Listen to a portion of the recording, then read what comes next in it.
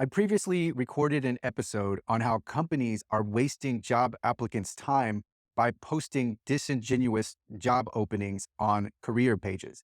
And so this episode is an extension on that topic because companies also need to compensate job applicants for their time and energy and effort spent during the job interview process. Currently, an asymmetry exists where companies can completely waste a job applicant's time on a lengthy interview process and one that spans weeks, if not over a month.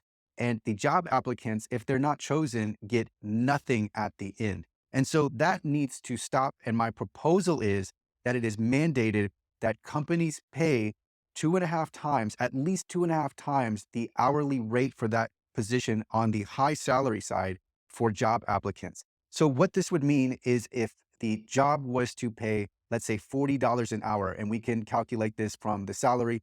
If it paid $40 an hour, then the applicant would get $100 an hour for the time spent during the interview. And the reason why it's two and a half times is because, of course, we know there is more time and effort that goes into the interview process beyond just the minutes and the duration of the actual interview.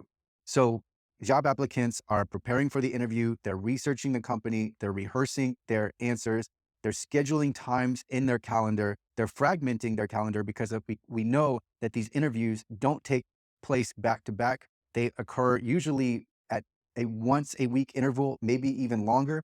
And so sometimes the job applicants may be taking off of work. They may be using their lunch break for these interviews. They are getting ready for the interview and they are making care arrangements, possibly for pets, possibly for kids.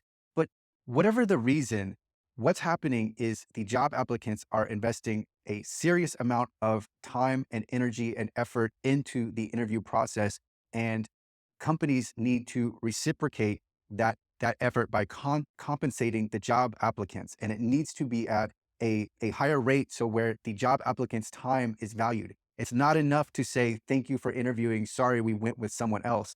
This way, companies have skin in the game. So there are going to be less disingenuous job interviews. Now, under this proposal, there's no compensation for merely accepting job or resumes or applications or cover letters. That's fine. But if the process extends further, then compensation needs to happen.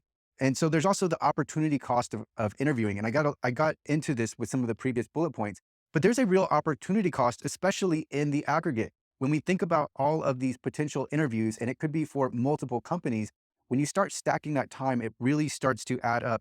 And the companies need to pay for that because the job applicants are potentially losing out on other side hustles they could be doing to earn money. They could be losing out on other networking opportunities or other job applications. So companies need to pay for job applicants. They need to compensate job applicants for all of the time and effort they are putting into potentially working for their company.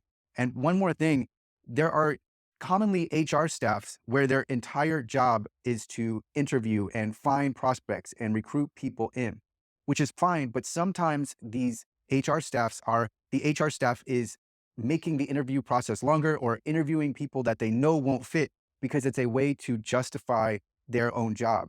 And so this can make them look more detailed. It can make them look more thorough, but it also can waste people's time when the HR staff they know for a fact that this person will not get the job. And yet the job interview process continues on, and job interviews can go several rounds. 2 to 4 rounds is fairly common.